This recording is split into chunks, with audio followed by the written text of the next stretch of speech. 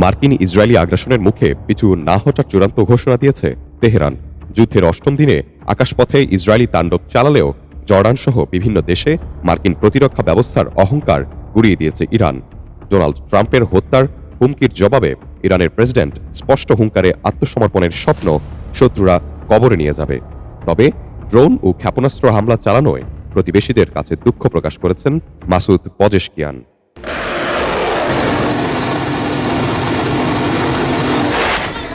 যুদ্ধের অষ্টম দিনে মধ্যপ্রাচ্যের আকাশে যখন বারুদের গন্ধ, তখন সামাজিক যোগাযোগ মাধ্যমে মার্কিন প্রেসিডেন্ট ডোনাল্ড ট্রাম্পের দাবি মার্কিন ও ইসরায়েলি হামলায় কোণঠাসা ইরান প্রতিবেশীদের কাছে করেছে কৌশলগত আত্মসমর্পণ। তবে ট্রাম্পের এই দাবির পেছনে রয়েছেন ইরানের প্রেসিডেন্ট মাসুদ পজেশকিয়ান। কারণ এর আগেই এক ভিডিও বার্তায় তিনি ক্ষমা চান প্রতিবেশী দেশগুলোর কাছে। যদিও আত্মসমর্পণের গুজব উড়িয়ে দিয়ে তিনি বলেন সেই স্বপ্নসহ শত্রুদের কবরস্থানে দাফন করা হবে।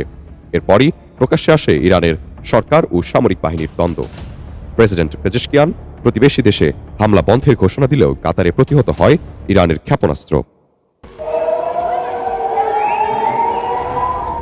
দেশটির সর্বোচ্চ নেতার অনুপস্থিতিতে প্রেসিডেন্ট প্রতিবেশীদের সাথে সম্পর্ক টিকিয়ে রাখতে চাইলেও যুদ্ধের মশাল এখনও বিপ্লবী গার্ড বাহিনীর হাতে।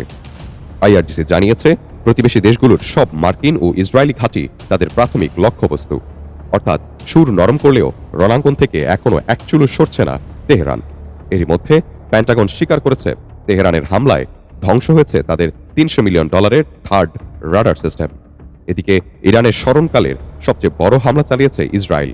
তেহরান ও ইস্পাহানে একসাথে 80টি যুদ্ধবিমান দিয়ে বৃষ্টির মতো বোমা ফেলেছে দখলদাররা।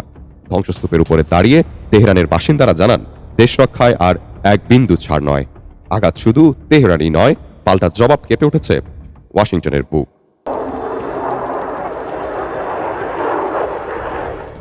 স্যাটেলাইটের চিত্র দেখা গেছে বিভিন্ন দেশে $1,000 মিলিয়ন মূল্যের মার্কিন প্রতিরক্ষা সরঞ্জাম এখন কয়লার স্তূপ।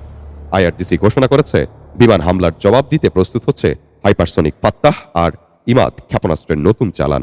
শুধুমাত্র সংযুক্ত আরব আমিরাতেই শনিবার বিকেল পর্যন্ত ছোড়া হয় 16টি ক্ষেপণাস্ত্র ও 121টি ড্রোন। অব্যাহত হামলায় ওমান ছাড়া মধ্যপ্রাচ্যের সব দেশে আতঙ্ক বিরাজ করছে। পালাচ্ছে মার্কিন কর্মীরা। সংঘাতের সরাসরি প্রভাব পড়েছে বিশ্ব অর্থনীতি ও যোগাযোগে। নিরাপত্তার খাতিরে অধিকাংশ বাণিজ্যিক বিমান এখন ইরানের আকাশপথ এড়িয়ে চলছে। আইআরজিসি বলছে তারা দীর্ঘমেয়াদী যুদ্ধের জন্য প্রস্তুত। এখন লক্ষ্য একটাই, শুধু ইরান নয়, গোটা মধ্যপ্রাচ্য দখলদার মুক্ত করা। ডেস্ক রিপোর্টার, আজকের খবর।